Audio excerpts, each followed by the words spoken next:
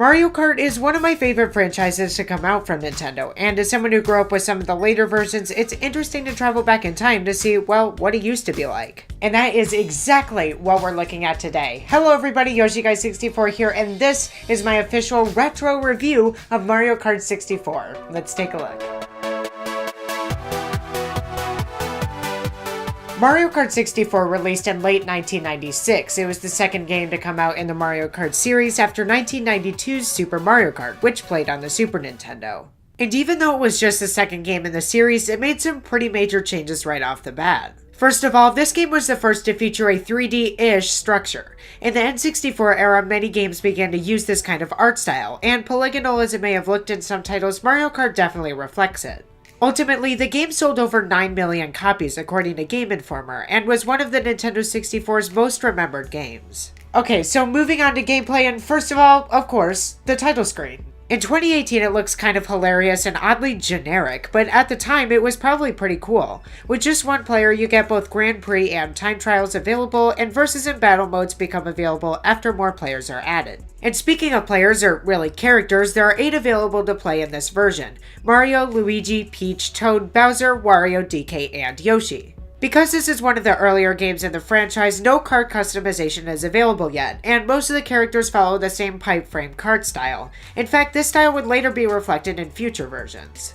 Jumping into Grand Prix to take a look at the track, 64 was one of the last versions not to have any remastered tracks on it. There are 4 cups in total, as is the case in many of the games, and while the tracks don't look particularly amazing in 2018, some, like this version's Rainbow Road, serve a special place in the franchise in both art style and length. Rainbow Road in particular takes a really long time to complete and is one of the series' longest tracks. The battle mode for this version was also pretty clever, and although the footage you can see in this video is only with one person actually playing, I did the best I could with it. Battle mode has some pretty cool tracks in this game, and the idea of a player turning into a bomb after losing all their balloons to sabotage others is kind of hilarious. So while Mario Kart 64 isn't necessarily feature-packed, it is a nice nostalgic game for the N64, and if you'd like to play it in 2018, there are a couple ways to do so.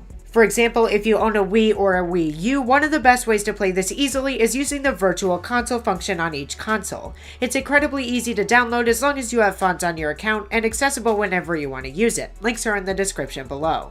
All in all, is Mario Kart 64 worth it, or at least in 2018? For some people, especially those who didn't grow up in that particular era of games, it may feel kind of dated. But for many people, especially for those who did grow up with the game, it is absolutely worth your purchase if you want a little slice of childhood. Probably. I grew up with Mario Kart Wii.